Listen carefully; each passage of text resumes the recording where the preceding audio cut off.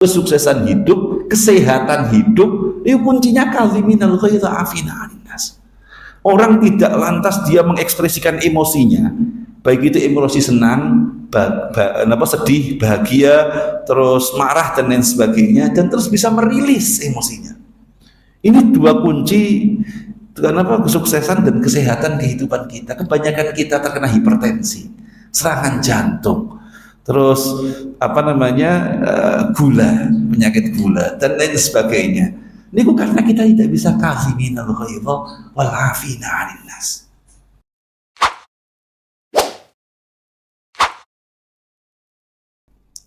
Bismillahirrahmanirrahim. Assalamualaikum warahmatullahi wabarakatuh. Alhamdulillah wa syukurillah wa ni'malillah wa salatu wassalamu ala sayyidina rasulillah Muhammad ibn Abdillah wa ala alihi wa sahbihi wa mawalah, amma ba'd. Qala rabbi shrah li sadri wa yassir li amri wahlul 'uqdatam min lisani yafqahu qawli waj'al li waziran min ahli. Allahumma akhrijna min dhulumatil wahmi wa akrimna bi nuril fahmi waftah 'alaina bi ma'rifatil 'ilmi wasahil akhlaqana bil hilmi waj'alna mimman yastami'una al-qawla fayattabi'una ahsana. Amin. Amma ba'du. Bapak-bapak, ibu-ibu jamaah Masjid Salahuddin yang insyaallah dirahmati Allah Subhanahu wa taala, marilah pertama-tama kita panjatkan budi syukur kehadirat Allah Subhanahu wa taala biqaulina alhamdulillahirabbil alamin, karena pada siang hari ini kita semua masih diberikan kesehatan, keselamatan, iman Islam sehingga masih bisa berkumpul di Masjid Salahuddin yang kita cintai ini. Tak lupa pula kita haturkan salawat serta salam kepada junjungan kita Nabi Muhammad sallallahu alaihi wasallam. Semoga kita semua diakui oleh beliau menjadi umatnya Rasulullah sallallahu alaihi wasallam. Amin ya rabbal alamin. Ini sampai jam berapa Pak Jon Sewu? Jenengan tidak kuat, saya itu nggak bisa guyonan kok. Jam Buatan maksud saya kan biasanya jam 1 niku kalau sudah pada masuk niku kan khawatirnya kalau mengganggu jam kerja panjenengan semua ngeten lho. Meski mungkin peraturannya masih sepa 50% work from office ya mungkin, tapi ya insyaallah nanti lah jam 1 lah nggih, karena biar sesuai dengan ini mawon, sesuai dengan jadwal mawon, daripada nanti saya makan jadwal dengan kerja nih kan zalim dan padune dan bareng. Jadi sebelumnya saya mohon maaf nggih karena mungkin semua serba dadak. Pak Eka juga dadak hubungi saya itu baru mungkin 2 hari yang lalu atau kemarin ngoten nggih. Terus alhamdulillah saya juga mengambil kesempatan untuk work from home karena saya bukan pelayan publik secara umum sehingga diperbolehkan oleh Menteri Pendayang untuk bisa work from home. Padahal tempat kerja dengan rumah niku kan nggak perlu harus khawatir menambah kemacetan. Tapi nggak apa-apa karena diperbolehkan saya ambil. Cara nih Sayyidina Umar itu kalau umpamanya kita diperbolehkan untuk sholat jamak dan qashar ya diambil saja. Karena apa? Karena itu sedekahnya Allah Ta'ala. Ya, jadi agama itu enaknya begitu.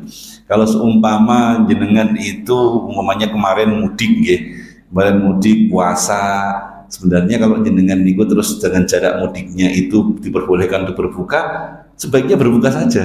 Saya dengar kayak gitu, sebaiknya berbuka karena apa? Itu sedekahnya Allah Ta'ala. Meski berkuih terus nyicile agak mikir-mikir tapi nggak apa-apa. Artinya ini diperbolehkan.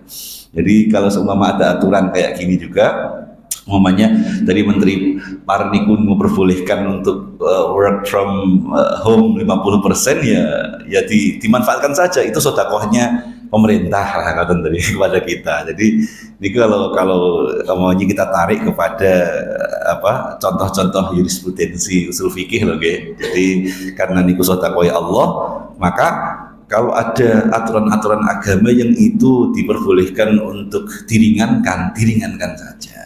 Diringankan saja. Ini kalau Sayyidina Umar beda dengan yang lain, ngoten nggih. Oke. Baik Bapak Ibu yang saya hormati sekalian, alhamdulillah siang hari ini kita bisa kembali berkumpul di Masjid Salahuddin ini untuk sama-sama melakukan tradisi kita setelah Ramadan dan setelah Lebaran, yakni kita berhalal bihalal, karena halal bihalal ini tradisi asli dari Indonesia, tradisi dari Nusantara, tidak ditemukan di negara Islam manapun ya, selain ya yang ada di Nusantara ini, baik itu di Indonesia, Malaysia, Brunei, Singapura dan lain sebagainya mungkin ada ya. Tapi kalau di negara-negara Timur Tengah seumpama atau negara-negara Afrika kita tidak menemukan tradisi halal bihalal. Dan berarti ini tambahan Pak, enggak, ini tradisi. Ingat, ini adalah tradisi yang baik. Jadi kalau tradisi yang baik itu sebisa mungkin ya kita uri-uri kalau dalam bahasa Jawanya, kalau itu adalah sebuah tradisi karena nilainya itu baik. Kadang-kadang kita niku terlalu terlalu kaku dalam beragama. Pokoknya semuanya itu harus lurus, semua itu harus, nggak bisa semacam itu. Kadang-kadang ketika ajaran itu terus memasuki satu kebudayaan, niku perlu adaptasi, perlu akulturasi, dan niku lumrah sekali. Jadi contoh seumpama yang paling gampang mawon, yang paling gampang, ketika orang sholat itu di masjid, maka masjid yang paling ideal, ya, sholat yang ideal itu kan sebagaimana contohnya masjid awal, ya, Masjid Nabawi. Artinya Masjid Nabawi pada zaman Rasulullah kan, ya bentuknya atap hijau, ya, pinggirnya niku cuman tanah liat atau tadi ya, tanah-tanah yang dicampur dengan jerami dan lain sebagainya dibuat ini tembok. Tapi kan yang kita jumpai sekarang niku baik itu Masjid Nabawi maupun Masjidil Haram ini kan sudah adaptasi dengan budaya. Nah, adaptasi dengan budaya. Contoh seumpama kita temukan di Masjidil Haram itu ada 6 menara. Menaranya ada berapa kira-kira yang pernah umroh atau haji sini? Ada 6. Kalau Anda nggak percaya, nanti buktikan, ajak saya ke sana. Kita buktikan. Kalau salah berarti saya ngaku salah, kalau benar ya alhamdulillah, kan gitu, saya tidak membohongi jenengan. Itu ada 6. Ada 6. Menara itu bukan tradisi atau bukan tradisi yang dibawa oleh agama Islam awalnya, tidak. Menara dari kata bahasa Arab manar itu artinya tempatnya api, tempat api. Jadi dari mana tradisi manar itu? Menara itu tradisinya dari orang-orang Persia. Karena kita tahu orang Persia itu menyembah api dan menempatkan api itu di tempat yang tinggi, ya, tempat yang tinggi. Jadi mereka itu termasuk ini, ya, penduduknya negara api, avatar. Jadi mereka itu menyembah api. Makanya terus tempat api itu dijadikan tempat yang tinggi, kayak umumnya kita itu ketika pon dan sebagainya, ditempatkan tempat yang tinggi dan orang itu menyembahnya. Nah, orang Arab atau Umar bin Khattab ketika mulai memasuki Persia itu melihat bangunan-bangunan yang tempat penyembahan api itu indah, artistik. Akhirnya budaya tempat tinggi itu diambil dalam tradisi masyarakat Islam. Tradisi masyarakat Islam ditarik ke Arab, disebut sebagai manar. Manar itu berarti tempatnya api. Dalam bahasa Indonesia, manar itu artinya tempatnya api. Dari narun, manarun. Jadi tempatnya api. Jadi jenengan yang menempelkan toa di menara itu, kalau kita mau keras-kerasan gitu, kerasan dalam artian itu, wah itu sesuai dengan ajaran Islam dan sebagainya. Nggak sesuai, namanya juga mana tempatnya api. Tapi sekarang apinya diganti dengan toa, diganti dengan salon speaker gitu, ya nggak apa-apa, karena itu menurut indah. Jangankan menara, Pak. Di Masjidil Haram kita lihat, atau di Masjid Nabawi saja, di atas makomnya Rasulullah itu ada bangunan apa namanya? Kubah. Kubah hijau, Kubatul Khadra. Kubah hijau. Kubah itu bentuknya setengah lingkaran. Apakah terus bentuk setengah lingkaran yang sekarang ada di masjid-masjid secara umum di dunia Islam, tidak hanya di Indonesia, di dunia Islam, itu berasal dari tradisi Islam atau tradisi Arab? Tidak, Pak. Jadi kubah itu dari tradisi Romawi pada awalnya, dari tradisi Romawi. Buktinya apa? Umpamanya kita lihat bentuk yang lebih tua daripada Masjidil Haram pada masa Rasulullah, maksudnya begitu ya. Itu seumpama gereja Hagia Sophia atau Hagia Sophia. Itu lebih tua, sekitar tahun 300-an dibangun sama Konstantin. 300-an. Bentuknya sudah kubah setengah bola tadi, setengah lingkaran. Itu sudah ada berarti. Ketika pada masa sahabat mereka sudah berkenalan dengan dunia barat, dunia barat artinya karena mereka itu kan berdagang, terus ketemu dengan bangunan-bangunan di kekuasaan Romawi sampai ke Bizantium, sampai ke Konstantinopel. Mereka lihat bangunan-bangunan itu begitu indah dengan tadi kubah yang setengah lingkaran. Akhirnya itu dibawa, Pak, tradisi itu dibawa dalam tradisi masyarakat Islam. Jadilah itu tempat ibadah umat Islam, masjid itu bentuknya rata-rata di dunia itu kubahnya ya setengah lingkaran itu. Jadi apakah terus kita itu sholat di ini gereja kan ngoten. Artinya itu dihilangkan. Makanya nanti ada satu ibarat dalam usul fikih nanti kan saya utarakan. Jadi itu contoh paling nyata. Belum lagi nanti kalau masjid yang bentuknya itu limasan seperti rumah-rumah di Indonesia ini, seperti rumah di Indonesia atau masjid di Indonesia yang atapnya cuma satu, tidak tiga loh, Masjid Kauman kan tiga. Baitur Rahman lah yang atapnya cuma satu limasan begini, itu juga bukan produk asli tradisi masyarakat Islam awal, tidak. Limasan itu tradisi masyarakat Romawi kuno juga.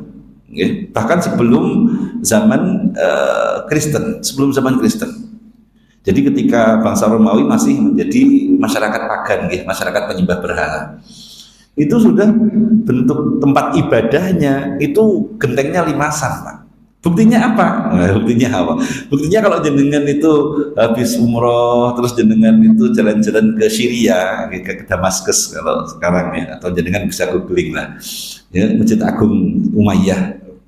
Itu bentuknya ya seperti masjid tadi limasan, bentuknya tempat ibadahnya itu adalah peninggalan orang-orang Romawi yang menyembah pagan dulunya atau menyembah berhala, terus dikonvert menjadi gereja, terus ketika Bani Umayyah menaklukkan Syria dikonvert menjadi masjid, tapi bangunannya masih tetap utuh, bentuknya limasan. Artinya di sini tradisi masyarakat Arab awal atau Islam awal niku tidak alergi untuk menyerap tradisi-tradisi non masyarakat Islam sebagai sebuah hasanah atau sebagai sebuah pemberkaya dari tradisi masyarakat Islam. Niku padahal di bangunan yang paling fundamental, yakni bangunan ibadah. Kalau jenengan mau ibadah di tempat yang memang pure, tidak ada tidak ada infiltrasi budaya dari non Islam, jenengan buat masjid itu bentuknya mau kotak toh. Apa itu? Ya Ka'bah, seperti Ka'bah niku. Jenengan bangun aja masjid kotak gitu seperti Ka'bah itu adalah bangunan pure dari warisan masyarakat Arabia. Dan itu kan ternyata jenengan ketika sholat di Masjidil Haram pun itu kan sudah dikelilingi semuanya itu oleh bangunan-bangunan, maksudnya di Masjidil Haramnya niku kubah-kubah sudah ada yang kecil-kecil itu yang di pinggir tempat tawaf, terus menaranya juga ada, belum lagi ditambah tadi limasannya juga ada. Jadi ternyata Islam niku tidak seketat yang mungkin saat ini kula panjenengan niku pikirkan. Jadi mereka itu menyerap budaya, ketika itu adalah sebuah budaya, maka dilihat maknanya atau fungsinya, apakah dia itu berfungsi baik atau tidak. Makanya terus ada sebuah istilah dalam usul fikih itu dalam kaidah filsafat hukum Islam, al-aslu fil ibadah at-ta'abbud duna al-iltifat ila al-ma'na wal aslu fil 'adah al-iltifat ila al-ma'na. Kalau sesuatu itu menyangkut sesuatu ritual ibadah, maka tidak boleh kita itu melihat dari sisi fungsinya, sisi maknanya. Ini kalau menyangkut masalah ibadah. Tapi kalau menyangkut masalah adat, maka dilihat dia berfungsi atau tidak, atau memiliki nilai guna atau tidak. Contoh umpamanya ibadah sholat umpamanya. Sholat zuhur 4 rakaat. Tidak bisa kita niku terus alasan kenapa sholat zuhur 4 rakaat itu agar kita itu mungkin lebih lama istirahatnya. Gitu.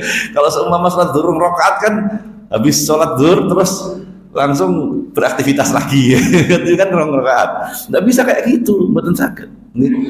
Kenapa sholat zuhur 4 rakaat? Ya karena Allah lewat Rasulnya mencontohkan ngoten. Sudah selesai. Namanya ta'abbud. Artinya kita hanya menghamba atau mengikuti apa yang diperintahkan Allah Subhanahu wa taala. Jadi ketika Allah memerintahkan kepada Nabi Muhammad untuk mencontohkan sholat zuhur itu 4 rakaat, ya udah kita ikuti itu. Bukan karena alasan ya biar nyantainya lama atau mungkin biar relaksasinya lebih lama. Nggak bisa semacam itu. Kenapa sholat zuhur 4 rakaat? Ya karena Rasulullah mencontohkan begitu. Kenapa sholat asar 4 rakaat? Karena Rasulullah mencontohkan semacam itu. Kenapa sholat maghrib 3 rakaat? Karena Rasulullah mencontohkan semacam itu. Nah, beda ketika niku bersinggungan dengan masalah non ibadah. Non ibadah atau yang namanya ada, itu dilihat fungsinya. Dia punya fungsi yang positif atau tidak. Kalau ada fungsi positif maka diperbolehkan, tapi kalau tidak ada fungsi yang positif ya udah tinggalkan saja, kan gitu. Maka itu kan debatable akhirnya, Pak. Jadi umpamanya tadi masjid kalau pakai kubah, ada fungsi positifnya apa? Menambah estetika, seumpama menara dibikin tinggi atau tempat-tempat tadi menara yang dia bukan tradisi masyarakat Islam terus dimasukkan dalam masjid, biar apa toh?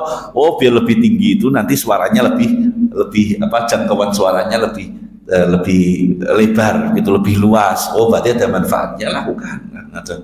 Nah sama juga dengan tradisi halal bihalal ini, banyak sekali dalam masyarakat Indonesia itu tradisi-tradisi yang masuk ke dalam tadi ajaran bukan ajaran tradisi masyarakat Islam di Indonesia. Banyak sekali. Contoh kemarin kita lakukan banyak sekali umpamanya tradisi dalam masyarakat tradisional, ada tahlilan, terus ada kumpul-kumpul dan lain sebagainya. Itu tradisi-tradisi yang ada dalam masyarakat Indonesia yang itu diadaptasi dalam tradisi Islam, sebagaimana tadi tradisi kubah, tradisi menara itu masuk ke dalam tradisi masyarakat Islam. Nah, terus makanya kita tidak jumpai tradisi halal bihalal itu di masyarakat Arab wilayah lain. Karena ini adalah tradisi. Makanya terus akhirnya sifatnya lokal niku tadi. Kita nggak menjumpai tradisi halal bihalal di Arab Saudi seumpama, atau di Mesir, atau di negara-negara Timur Tengah dan lain sebagainya. Tidak akan kita jumpai itu. Karena mereka tidak mengenal menyimpan dendam. Jadi kalau di Nusantara ini kan terkenal masyarakatnya itu kalau mau minta maaf itu tunggu-tunggu dulu, nanti dulu. Ini bisa dilihat dari bagaimana masyarakat di Nusantara, utamanya di Jawa itu dalam berpakaian. Orang Jawa pakaiannya niku khasnya kalau laki-laki itu atasnya pakai belangkon, terus dia punya pusakanya disimpan di belakang. Kalau perempuan itu dia pakai konde gelungannya di belakang. Kan nggak ada ya konde yang gelungannya di depan, kecuali tesi jadi gelungannya di depan. Atau orang pakai belangkon gelungannya di depan, itu nggak ada. Beda dengan seumpama masyarakat suku yang lain, seumpama orang-orang Bugis dan lain sebagainya, yang dia itu kadang-kadang pakai ikat yang kalau nikah itu kan terus gelungannya ada di depan sini. Beda dengan kita yang pakai belangkon itu gelungannya itu ada di belakang. Nah, karena sebagian besar penduduk kita nih masyarakat Indonesia itu hidupnya di Jawa kita pemilu kemarin kan siapa yang menangkan Jawa Barat, Jawa Tengah, Jawa Timur, Jawa Barat itu kan menangkan meskipun artinya kan memang sebagian besar penduduk Indonesia itu terkonsentrasi di Jawa, maka akhirnya tradisi Jawa itu menjadi tradisi nasional. Seperti tadi dalam berbusana kita lihat itu mencerminkan bagaimana watak orang Jawa, dan watak orang Jawa itu menjadi cerminan bagaimana watak negara Indonesia nasional karena tadi kebanyakan penduduk terkonsentrasi di wilayah kultur tradisi Jawa. Tradisi Jawa kalau dalam bahasa orang Jawa itu ada satu istilah ajining diri gumantung ing lati, ajining sarira gumantung ing busana. Orang itu bisa dilihat dari bagaimana dia itu berpenampilan. Oh kalau penampilannya santai, santai berarti kan gitu. Kalau penampilannya formal, wah orangnya itu straight. Kalau penampilannya bisa lihat dari bagaimana dia berpenampilan. Nah, sama orang Jawa dalam berbusana itu juga mencerminkan bagaimana kepribadiannya dia. Bagaimana kepribadian orang Jawa. Orang Jawa itu tidak mungkin sekarang sudah terkikis, tapi katanya orang katanya semacam itu, artinya orang Jawa itu kalau dia itu pandai mengolah emosi, di depan ini nggak ada kaitannya dengan macam-macam loh, tapi biasanya semacam itu. Nanti Anda bisa melihat, bisa merasakan gitu. Orang Jawa itu tadi dia itu kalau grundel tidak langsung diutarakan di depan. Tidak langsung ditekan di depan. Tapi dia niku tadi kalau ada sesuatu yang mengganjal di hatinya dia lebih pandai menyimpan. Terus nanti diomongkan di belakang. Nggak di depan. Makanya terus tadi gelungan belangkon itu atau perempuan Jawa pakai konde itu gelungannya di belakang. Karena apa tadi? Dia tidak terbiasa untuk langsung mengungkapkan secara terus terang bahwa saya nggak suka kamu. Kamu semacam ini. Kalau seumpama jenengan namanya ya di kantor terus langsung ditegur kayak gitu, biasanya niku terus di belakang titeni gue. Biasanya kayak gitu biasanya. Kalau orang Jawa loh, tapi kan mungkin di antara teman-teman ini kan banyak mungkin sebagian ada yang di luar Jawa dengan budaya yang berbeda. Dan karena di Dijen Keuangan itu kan memang mutasinya itu begitu cepat, berputarannya begitu cepat, 1 tahun 2 tahun udah pindah lagi. Tapi bisa masyarakat Jawa semacam itu, Pak. Tidak bisa orang Jawa itu jenengan maki-maki di depan itu nggak bisa. Beda dengan mungkin suku yang lain. Anda bisa mengatakan bahwa Anda salah di depannya dia. Tapi kalau orang Jawa nggak bisa. Orang Jawa itu jangan tidak bisa Anda itu terus ada kesalahan langsung ditegur di depan hidungnya dia gitu loh. Nggak bisa. Dia akan menyimpan dendam pada jenengan. Beda dengan mungkin suku yang lain. Allah alam mungkin tapi kan mungkin tradisi ini terkikis dan tapi nanti Anda bisa buktikan itu. Gitu. Terus tadi kalau orang Jawa niku tadi ketika dia niku jenengan tegur dengan terus terang di depan. Dan biasanya itu tidak langsung membalas, tapi tunggu tersandera dulu, balasnya nanti. Karena apa? Karena tadi kerisnya orang Jawa itu di belakang. Beda dengan orang yang lain ya. Ketika kalau dia perang memang di depan, tapi kalau dalam waktu biasa saja, orang Jawa itu kerisnya itu di belakang, senjatanya itu disembunyikan di belakang. Beda mungkin dengan suku yang lain yang memang senjatanya siap di pinggang atau di depan ya, sehingga kalau Anda macam-macam langsung. Orang Jawa tidak. Ketika jenengan itu terus bukan salah, nanti dulu. Begitu Anda lengah baru. Nah, itu orang Jawa. Tadi ajining sarira gumantung ing busana. Jadi busana orang Jawa itu bagusnya dia pandai untuk mengelola emosi dan terus menyesuaikan adaptasi dengan keadaan, tidak langsung dia responsif terhadap keadaan. Itu kan bagus juga. Makanya mungkin tenaga migran kita di luar negeri itu kan dinilai bagus dan baik karena tadi bisa menempatkan diri dia. Jadi kalau mungkin ada sesuatu yang tidak disenangi, tidak langsung diungkapkan di depan, tidak. Tapi beradaptasi dulu, beradaptasi dengan, kalau dalam bahasa Jawanya itu ada sistem namanya atau ada istilah itu mikul dhuwur mendem jero, atau mungkin dalam peribahasa yang diserap di Nusantara menjadi di mana langit di mana kita bumi dipijak, di situ langit dijinjing atau dijunjung kan dan sebagainya. Jadi peribahasa itu menunjukkan tadi keluasan orang Nusantara, utamanya orang Jawa. Dan makanya terus kalau orang Jawa itu di daerah-daerah non Jawa itu minim konflik. Ini malah bicara antropologi. Jadi minim konflik. Jarang mereka ini berkonflik, beda dengan mungkin suku yang lain. Yang saya kita banyak mendengar ketika di Nusantara kemarin itu konflik berbagai macam suku. Karena tadi orang Jawa itu pandai empan papan, menempatkan diri. Karena ketika dia tidak atau menjumpai sesuatu yang tidak enak, tidak sesuai dengan keinginan dia tidak langsung membalas, dia tidak langsung bereaksi, tapi dia mencoba beradaptasi untuk kemudian menyerangnya di belakang. Dia beradaptasi.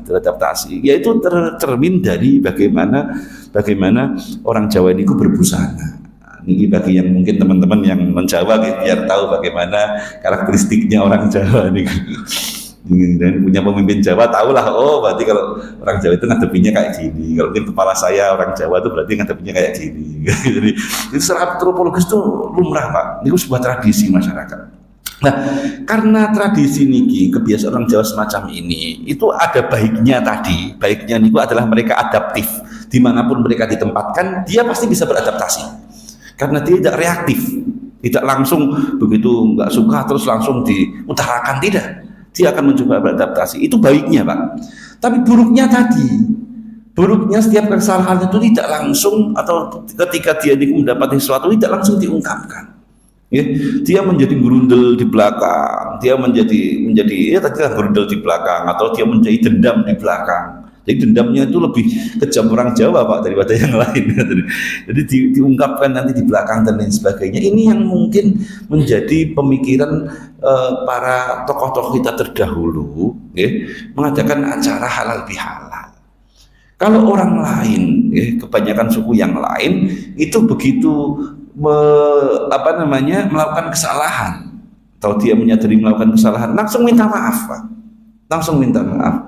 Makanya kita nggak menjumpai tadi di masyarakat Jawa, masyarakat Arab terutama, begitu dia salah ya langsung dia minta maaf. Beda dengan orang Jawa. Kalau dia salah, ngusik, gengsi, disimpan dulu di belakang. Disimpan dulu di belakang, mau jalan maafnya carry kapan?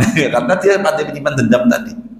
Oleh karenanya terus founding father kita setiap acara menggunakan momen Idul Fitri itu sekalian adakan momen halal bihalal. Yang halal bihalal itu tidak ditemukan tadi. Karena halal bihalal itu sebenarnya aneh Pak. Halal bihalal. Jadi halal ini kan halal yahillu atau yahul beda. Kalau halal yahillu itu menghalalkan, halal yahillu. Tapi kalau halal yahullu itu mudari, ada tanhallu. Jadi yang halal yang halu. Jadi mengurai. Jadi asal kata halal niku halal yahallu itu artinya mengurai. Kalau halal yahillu menghalalkan. Gitu. Makanya artinya sebenarnya mengurai. Makanya ada sholawatan dalam sholawat nariyah itu kan alladzi tanhallu bihil uqad, yang dia itu mengurai segala permasalahan yang bundel, yang kusut. Nah, itu tanhallu itu artinya tadi inhalla yanhallu, mengurai. Jadi halal itu artinya mengurai. Jadi kalau halal bihalal, mengurai dengan mengurai itu kan cara bahasa ini kan kacau. Cara bahasa Arab nggak ditemukan itu, atau tidak secara etimologinya, secara bahasaannya itu salah. Tapi ya easy going aja sih, santai aja. Jadi karena ini bukan istilah tradisi masyarakat Arab. Kalau tradisi masyarakat Arab ada halal bihalal, jadi kan ngomong kayak gitu diguyu karena secara gramatikal niku jelas salah. Halal bihalal itu nggak ada artinya. Mengurai dengan mengurai, maksudnya itu mengurai dengan mengurai. Tapi kalau dalam tradisi masyarakat Indonesia ketika ada bilang halal bihalal kan jelas, oh berarti maaf-maafan, wis ngoten mawon dengan maaf-maafan. Makanya tadi kita harus melihat dari akar katanya dulu halal bihalal. Halal itu artinya mengurai sesuatu yang kusut, terus mencairkan sesuatu yang beku, terus dan lain sebagainya. Pokoknya yang serba tadi mencari jalan keluar dari sesuatu yang tertutup dan lain sebagainya, ini artinya halal. Ya, halal ya halal ya hal ya yahil bukan yahul bukan yahil halal yahul. Jadi dia itu mengurai artinya. Jadi secara bahasa sebenarnya yang dimaui oleh ulama kita terdahulu yang namanya halal ya halal itu ya tadi kita itu bisa mengurai segala sesuatu yang dulu grundel atau bundel di hati kita. Yang dulu mungkin punya teman partneran seumpama partneran di jalan gitu. Terus tadi yang satu wah bocah ini kok kerja malah ngopi wedang lah gitu istirahat saja. Tapi kita tuh gak enak mengungkapkan mungkin dengan apa namanya pimpinan kita atau pimpinan dengan anak buah ada sesuatu yang mungkin tidak bisa diungkapkan secara eksplisit. Itu bisa diurai semuanya. Itu bisa diurai semuanya karena kadang-kadang tadi kita mau minta maaf pada teman kita, sahabat kita atas segala sesuatu yang mungkin pernah ada grundelan, itu kadang-kadang kita gengsi sebagaimana tadi kebiasaan tradisi masyarakat Jawa tadi, atau mungkin pimpinan merasa punya salah dengan bawahan, itu kalau mau minta maaf kadang-kadang gengsi. Makanya terus karena kalau gengsi ini dipertahankan terus kapan terus kamu itu minta maafnya? Artinya kapan terus kita itu tadi melebur kesalahan kita terhadap orang lain, sementara tadi ketika hukukul adami, ketika kita ada kesalahan-kesalahan anak Adam itu umumnya kita pernah menyakiti dan lain sebagainya tidak bisa lebur kecuali kalau sudah kita itu minta maaf. Ya umumnya kita pernah memukul dan lain sebagainya, itu hukukul adami juga harus dikisoskan begitu. Kalau tanpa permaafan ya kita tidak akan lepas dari tuntutan kita untuk dikisos.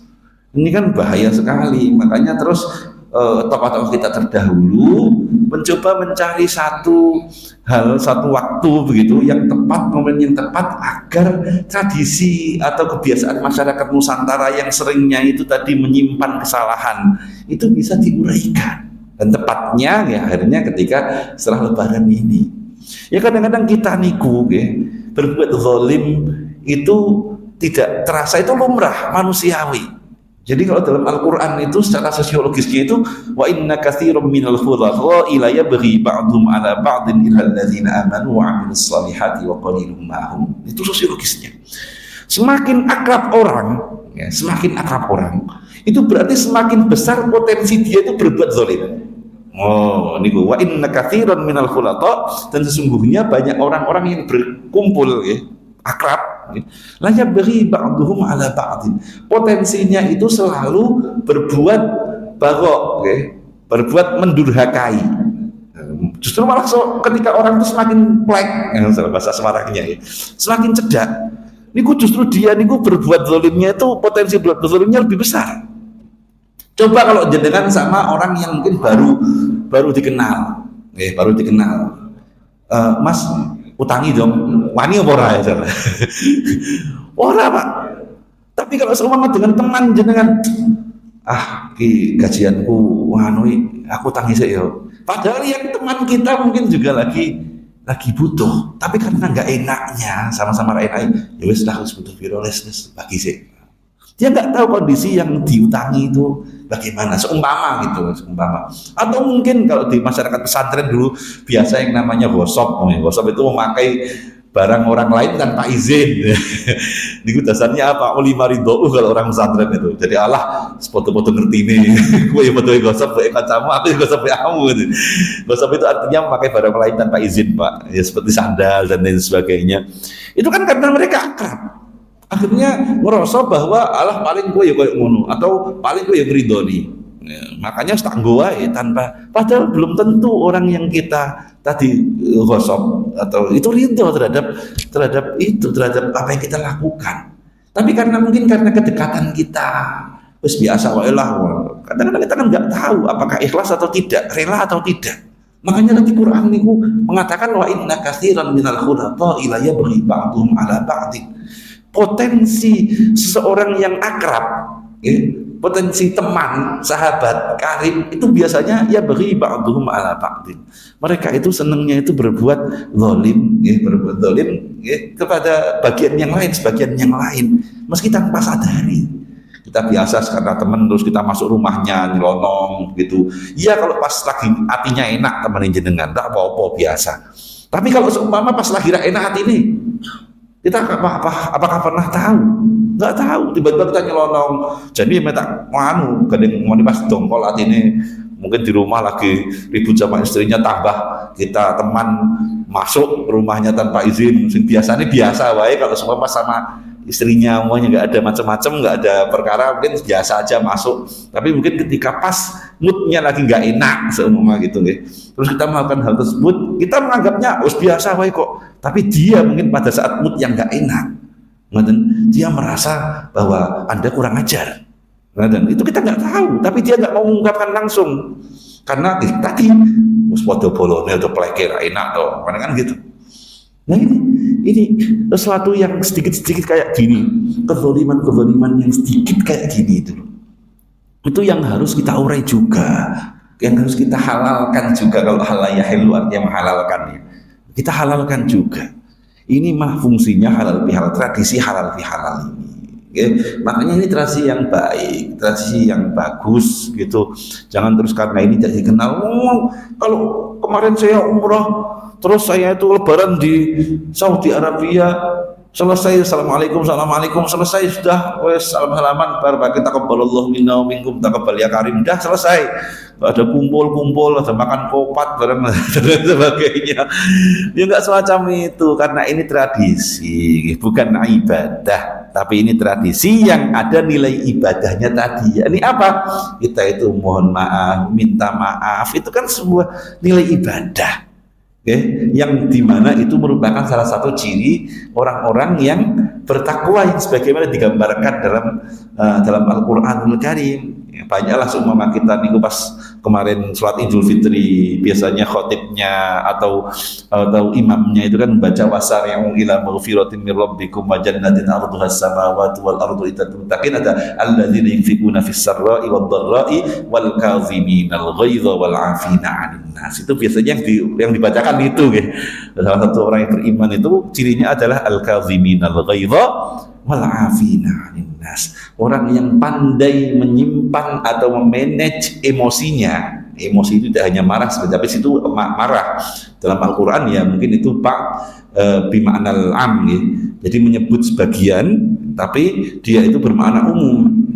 Dan juga memberikan dia ini marah tadi untuk mewakili sebuah emosi. Dan juga afina 'anil nas, itu kan berarti ada ajarannya dalam Al-Qur'anul Karim, dalam agama Islam. Dalam Al-Qur'an disebutkan bahwa ada ajaran tentang permaafan, ada ajaran tentang mengelola emosi. Yang ini orang Jawa pinter tadi, kazimin, menyembunyikan emosi tadi. Tapi masalahnya afina 'anil nasnya nggak dilakukan. Nah ini yang jadi permasalahan orang Jawa niku di situ. Dia niku pinter kaziminal ghaidha, menyimpan emosi, tapi afina 'anil nasnya nggak dilakukan. Sebaiknya tadi kaziminal ghaidha wal afina 'anil nas. Orang bisa mengelola emosinya, tapi ketika setelah mengelola dia langsung bisa merilis emosinya. Ini kunci Pak, kesuksesan hidup niku di sini. Kaziminal ghaidha wal afina 'anil nas. Kesuksesan hidup, kesehatan hidup, itu kuncinya kaziminal ghaidha afina 'anil nas. Orang tidak lantas dia mengekspresikan emosinya, baik itu emosi senang, sedih, bahagia, terus marah dan lain sebagainya, dan terus bisa merilis emosinya. Ini dua kunci kenapa kesuksesan dan kesehatan kehidupan kita. Kebanyakan kita terkena hipertensi, serangan jantung, terus gula, penyakit gula dan lain sebagainya. Ini bukan karena kita tidak bisa kaziminal ghaidha wal afina 'anil nas. Dah, ibu, dengan pegang saja nih. Kalau kita bisa mengelola emosi kita, terus kita bisa merilis emosi kita, insya Allah kesehatan kita ini prima.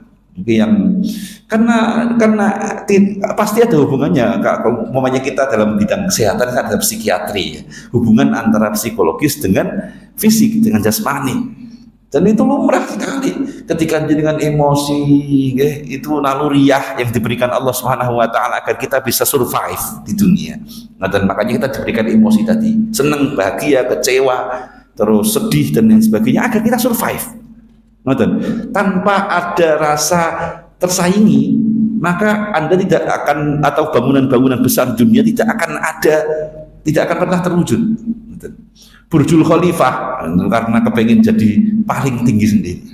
Nah, terus sekarang Saudi bikin neom gitu, bikin neom karena pengen jadi tadi kebanggaan menjadi negara yang paling maju dalam tata kelola perkotaan. Terus mungkin sekarang Indonesia dari IKN namanya gitu, ingin jadi percontohan tata kelola lingkungan ibu kota itu tidak mengalahkan tata kelola lingkungan hutan seumpama artinya karena itu ada emosi kepengen menjadi yang paling maju, yang paling itu emosi.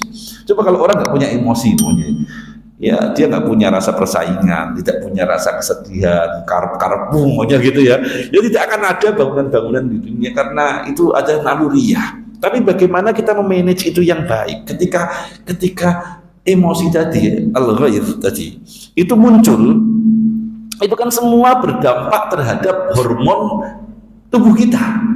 Adrenalin kita naik karena kita terpacu untuk menjadi yang terbaik gitu ya. Ketika adrenalin naik maka terus otot-otot kita menjadi keras, ya, pembuluh darah kita itu menjadi keras sehingga bisa mengalirkan darah lebih cepat. Terus tadi dampaknya itu sampai ke otak dan lain sebagainya. Ya, karena otak tadi berpikir bagaimana saya bisa mewujudkannya, bagaimana saya bisa menjadi ini, bagaimana saya menjadi itu. Itu kan membutuhkan energi yang besar dan energi itu disuplai dari darah yang membawa aliran gizi yang dari tubuh kita, itu kan darah. Terus darah itu biar cepat bagaimana? Akhirnya kan pembuluh darahnya itu harus kencang, harus lebih sempit sehingga aliran darahnya itu lebih cepat atau lebih besar ke otak. Nah, kan begitu. Dan bagaimana ini pembuluh darah itu bisa menyempit ya tadi dengan residu atau bukan residu, dengan hormon-hormon adrenalin kita dan lain sebagainya itu yang melumuri pembuluh darah kita. Dan itu karena apa? Karena kita kepengen menjadi yang terbaik. Tapi kalau seumpama itu berlangsung terus, gitu, setiap hari kita berpikir pengen jadi kepala, namanya gitu. Setiap hari kita berpikir kepengen jadi yang terbaik, kepengen jadi pacu terus. Ya akhirnya pembuluh darah kita tuh mengeras, Pak. Mengeras. Dampaknya mungkin saja bisa pecah pembuluh darah kita. Atau jantung kita itu menjadi melebar karena dia itu dipaksa untuk memompa darah lebih cepat, samping karena tadi pembuluh darahnya menyempit, terus suplai otak niku harus banyak terus. Ya untung kalau seumpama pecah ya udah wassalam atau mungkin tadi tersumbat di aliran darah kita itu ke otak sehingga otak kita itu menjadi mati. Ya sebagian mungkin dia tidak merespon menjadi stroke ya, mati separuh dalam bahasa Jawanya itu karena tadi otak yang harusnya memerintahkan anggota tubuh bagian kanan atau kiri atau tangan atau kaki itu tidak tersuplai gizi dengan baik. Ya, gizi dengan baik itu dari mana bisa semacam itu? Bisa jadi dari tadi pengelolaan emosi yang tidak terkontrol dengan baik. Makanya tadi tidak hanya kadhiminal ghaidha, tidak hanya orang itu bisa menahan amarah, menahan emosi, tapi ada satu lagi wal afina 'anil nas, merilis emosi.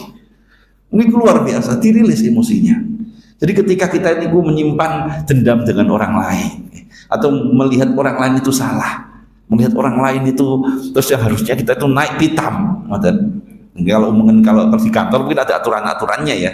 Tapi tapi bagaimana emosi kita atau bagaimana kita itu melihat bahwa anak buah kita atau mungkin teman kita melanggar aturan terus bagaimana Anda tetap salah, cuman Anda tidak emosi untuk menangani itu lah nih loh yang jadi permasalahan di situ. Jadi bagaimana mengelola aturan dan emosi itu tidak menjadi satu. Jadi kalau kita bisa merilis itu, merilis emosi, semua di nepe lah kan gitu, ya udah, insya Allah kamu menjadi orang yang baik dan lain sebagainya. Insya Allah nanti kita itu akan lebih, yang pembuluh darah kita yang mengeras tadi akan kembali melunak. Terus tadi hormon-hormon yang dulunya naik untuk pembuluh darah itu menjadi turun sehingga residunya nggak terlalu banyak. Akhirnya normal semua, nggak jadi stroke. Terus nggak jadi tadi ya jantung memompa lebih cepat. Makanya maaf itu sangat penting sekali. Banyak sekali contoh ketika orang itu terus setelah dia itu mengalami penyakit yang berhubungan dengan tadi hipertensi atau mungkin stroke dan lain sebagainya. Terus ketika dia niku mulai untuk meng-cooling down, ya, tadi afin itu cooling down, memaafkan kesalahan diri dia, memaafkan kesalahan orang lain dia merasa napa Rabbana ma khalaqta hadza batila. Ini kalau semua yang dilakukan atau yang terjadi itu tidak ada gunanya begitu, insya Allah itu akan menjadi normal kembali. Makanya salah satu halal bihalal kuncinya niku agar kita itu menjadi sehat baik rohaninya, jasmaninya, meski mungkin dilakukan setahun sekali. Baiknya memang setiap kita melakukan kesalahan kita meminta maaf, tapi karena tradisi di Jawa semacam itu. Oke, semoga saja kita semua yang ada di majelis ini yang ditakdirkan Allah Subhanahu wa taala bisa mengelola emosi dengan baik, dan juga kita bisa merilis emosi itu, merilis apa yang kita simpan, dendam kita, kesalahan kita, sehingga kita menjadi pribadi-pribadi yang sehat rohaninya dan juga sehat jasmaninya. Amin Allahumma amin. Mungkin itu hikmah dari halal bihalal, kurang punya mohon maaf. Wallahu wal muwaffiq ila aqwamit thoriq. Assalamualaikum warahmatullahi wabarakatuh.